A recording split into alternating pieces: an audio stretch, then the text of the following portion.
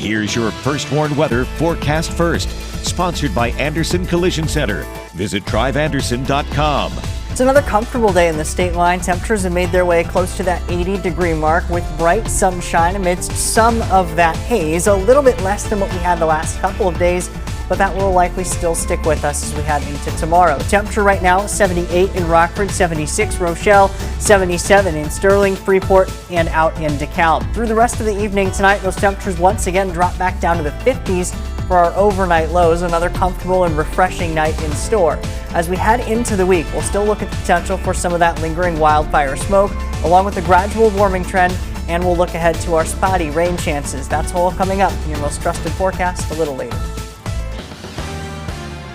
Honoring Civil War veterans, the local group making it their mission to give American heroes a proper resting place. Plus, a local legend continues to give back. The annual event put on by the VanVleet Family Foundation to help families. And hearing constituent concerns why Illinois' Lieutenant Governor made a stop in Rockford today. Live from WTVO 17, this is Eyewitness News at 6. Good evening, I'm Blake Dietz. Thanks for joining us this evening. We'll get to those stories in a moment, but first, tonight, we're working to learn more about a motorcycle versus car crash that occurred this afternoon in Rockford. This happened in the area of Springfield Avenue and Montague Road. Rockford police posted on X information about the crash at 3:22 p.m. Injuries are unknown at this time, and we'll bring any updates on the situation to you as soon as they become available. Today, 18 Civil War veterans had their final resting places transformed thanks to the efforts of a local organization. 815 Stone Scrubbers, that's a volunteer group who cleans gravestones of Civil War veterans, installed 18 gravestones of veterans who either had illegible headstones or had never been recognized before. This was take place at Cedar Bluff Cemetery in Rockford. The group teamed up with service organization Team Rubicon and Sons of Union Veterans of the Civil War for the effort. One member of 815 Stone Scrubbers says it's an honor to bring honor to these veterans and their descendants. To have family members who are able to come and say thank you, we appreciate it. And for us to be able to say this is the work is a blessing unto itself and an honor for our 815 Stone Scrubbers to be able to show that recognition back to those family members and help them to make sure that their family members are remembered and they recognize the sacrifice they gave. So, I mean, this really is all about a historical justice, and it's an honor for our community. 815 Stone Scrubbers says this was the largest single gravestone project they've undertaken, but they hope to continue to grow their work even further. NBA star and Rockford native Fred VanVleet is helping local families get a head start on their back-to-school shopping. The VanVleet Family Foundation hosted its annual back-to-school kickoff today at Auburn High School. Families were able to receive backpacks and other school supplies, as well as enjoy food, music, and games. One foundation representative says it's amazing how many people they've been able to reach, and that it's all because of the support that the community has shown. This is one of the things that we take, a lot of pride in, is giving back to a community that shows so much love and support through Fred. Like, this community supported Fred through his whole NBA career, and even before then, high school and college. So I'm still speechless about a lot of stuff that, is going on. But like I said, it's beautiful, man. Like, these people has been seeing Fred since like West Middle School. We see a lot of familiar faces here, and it's always like a pleasure to give back when we can. Times can be hard, so any weight that we can take off these parents' shoulders, we're more than happy to do it. Students who attend Auburn, Kennedy, McIntosh, Ellis, and Lewis Lemon were eligible for supplies. We have some good news to share. The Dixon Police Department is thanking the public for their help after a police canine went missing. The department posted on Facebook this morning requesting help searching for police canine Vasuk. Vasuk is the German Shepherd seen in the photo here and was last seen around 1 a.m. in the West Graham Street area in Dixon. After hours of searching, the department updated their post around 2 o'clock, happily announcing that Vasuk had been located safely and returned to his handler.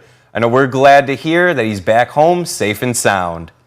A member of Illinois' executive branch stopped by Rockford today to listen to constituent concerns. Lieutenant Governor Juliana Stratton hosted a listening session at 27 Aluna this evening. It's part of a listening tour that's happening across the state, meeting voters and hearing what priorities Illinoisans want state leaders to address. Lieutenant Governor Stratton said that she plans to run for the U.S. Senate seat being vacated by Senator Dick Durbin, and that these events help her to be the best candidate she can be. As I seek to head to Washington, D.C. to be the next United States Senator for Illinois, I want to do so by taking the voices of the people that I represent with me. And so this is an opportunity to have very real conversations about the issues that matter most to them, the things that they care about. What kind of energy do they want me to bring? Because what I hear is that people are looking for a fighter, and I want to bring that fight, and I want to do it informed by these conversations. Other listening tours are scheduled to be held in Naperville, the Metro East area, and Decatur. Summertime is certainly festival season, and one festival in Rockford is celebrating and spreading Caribbean culture today. The Rockford Caribbean Carnival was held in the parking lot of Veterans Memorial Hall this afternoon. The event was started 9 years ago. However, this is the first year that the fest was able to be held on the streets of Rockford. There was a parade, live music, and cultural food and dance performances. One carnival participant says as Rockford becomes more diverse, it's important to start traditions that embrace and support cultures from across the world. Rockford is becoming a huge melting pot, just like the surrounding larger cities like Chicago, New York, Atlanta. So there are going to be different people from different cultures and different backgrounds in this area. We want to allow the Caribbean people in the area to know that they do have a home here and they do have a place here. Organizers say they're ready to welcome everyone to the 10th anniversary of the fest next year. The goal always to spread good vibes and Caribbean cheer. Another festival is in full swing. Festa Italiana has returned to Rockford for its 46th year. The festival celebrates Italian culture with music, food, a bocce tournament, mass, and more, all while raising funds for the Greater Rockford Italian American Association. That's a nonprofit that promotes Italian culture throughout the state line. One organizer says there's a strong Italian presence in the Forest City, and the work to connect with Italy grows every year. Most Italians immigrated to Rockford starting in the early 1900s or so, the largest group being Sicilians, and we're proud to have an Italian sister city, Ferentino, near Rome. And then we've just instituted a friendship city with Sambuca, Sicily as well. The festival runs through Sunday and is located at Boylan High School. A list of events can be found on the website FestaItalianaRockford.com. The stock markets took a hit on the back of tariffs imposed by the U.S. on other countries, as well as a disappointing jobs report. Coming up, why President Donald Trump decided to fire a key figure in the wake of the news. Our high temperatures today made it to 80 degrees in Rockford, a little bit warmer than where we have been the last 3 days in a row. I'll let you know if that warming trend continues as we head into the week and look at how long some of this smoke and haze could linger. That's coming up in just a few minutes. The stock market's taking a hit on Friday, reacting to tariffs imposed by the U.S. on other countries as well as a disappointing jobs report. The president lashing out at jobs data, firing the head of the Bureau of Labor Statistics, which some are calling a dangerous precedent. Here's ABC's Perry Russum with the latest from Washington. Friday's jobs report shows the economy added just 73,000 jobs in July, well below expectations. The report also revised jobs numbers for the last 2 months, as it often does, revealing 250,000 fewer jobs were created in May and June than previously reported. President Trump then firing Erica McEnteffer, the head of the Bureau of Labor Statistics. She was appointed by President Biden in 2023 and confirmed by the Senate in an overwhelming bipartisan vote in 2024. Trump claiming without evidence that the data was, quote, rigged to make him look bad. Mr. President, why did you fire the head of the Bureau of Labor Statistics? Because I think our numbers were wrong. William Beach, who was nominated by Trump and led the agency during his first term, condemning the firing of his successor. He made a claim that the commissioner was instrumental in changing the number. It's impossible for the commissioner to do that. The commissioner does not even see the numbers until the numbers are completely done and they're loaded and ready to be distributed. One Democratic congressman calling the move authoritarian. This is a very disturbing report about the state of the American economy. Unemployment is up. Inflation is up. The president is unwilling to deal with the facts that his policies are helping to lead to decreased employment. All this comes as the president announced he'll raise import taxes on nearly 70 countries next week. Investors worried amid all the uncertainty, stocks tumbling. The Dow Jones down 542 points in Friday's trading. Trump's tariffs face legal challenges. This week, a federal appeals court hearing arguments questioning whether the president has the authority to impose across-the-board tariffs without congressional approval. Perry Russell, ABC News, Washington.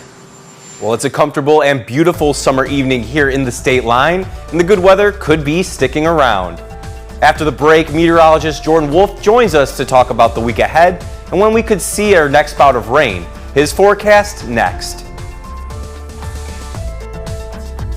Now, your first warned weather forecast from meteorologist Jordan Wolf. It's been a pleasant day across the state line once again. Our temperatures are making their way close to that 80-degree mark, topping out in the upper 70s for other spots. We briefly made it to 80 in Rockford. We're now sitting at 78 there at the 80-degree mark in Woodstock. Meanwhile, 76 in DeKalb, 75 Rochelle, 77 out in Freeport. It's very comfortable, though, when you look at how our dew points have been. They've been a lot lower than what we've really been used to over the last several weeks.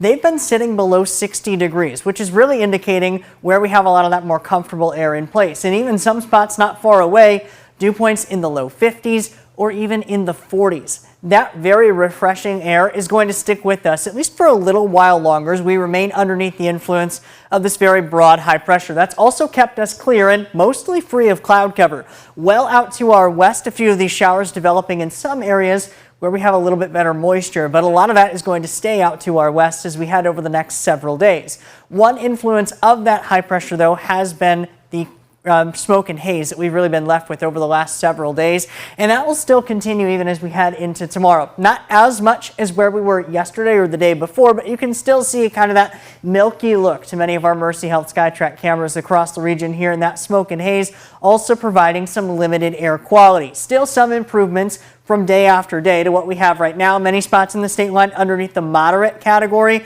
but we will have to watch some of this additional smoke up to our north and to our northeast as it will slowly drift our direction as we head through the day tomorrow and even going into the early part of Monday. This is a map showing our near surface smoke, which is really the main driver for that drop in our air quality. Most of that continues to slide our direction as we head then into tomorrow and early Monday. But afterwards, I do think we get some improvements once again. So tomorrow may take a brief dip in that air quality, but afterwards things will be improving going into the early parts of the week. 55 the overnight low tonight, a few passing clouds and still some of that lingering haze, but otherwise a very pleasant night. Only a light wind out of the east. And we don't really see much of that wind for tomorrow either. We'll still maintain generally an easterly direction, but only 5 to 10 miles per hour. We see our temperature tick up a little bit more, 81 degrees. Still holding on to that continued haze, but otherwise very comfortable for tomorrow given that lack of humidity.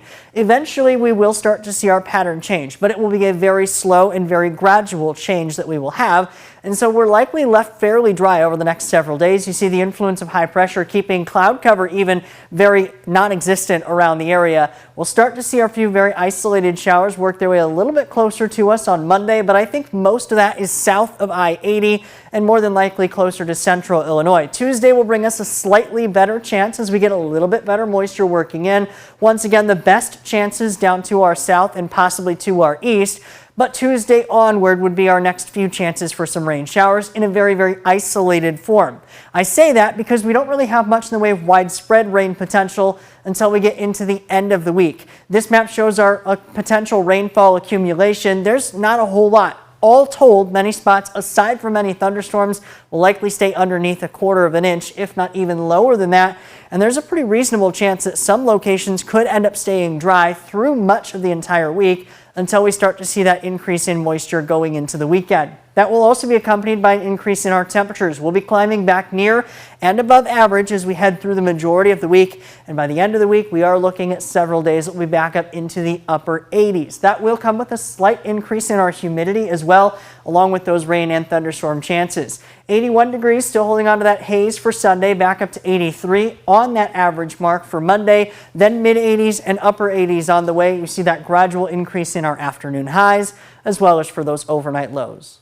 Thanks, Jordan. It's looking great if you want to continue with those weekend plans. Drew's in next with sports. The Cubs were making sure again today that everyone knows just how special Ryne Sandberg was to the franchise. We'll show you what they did.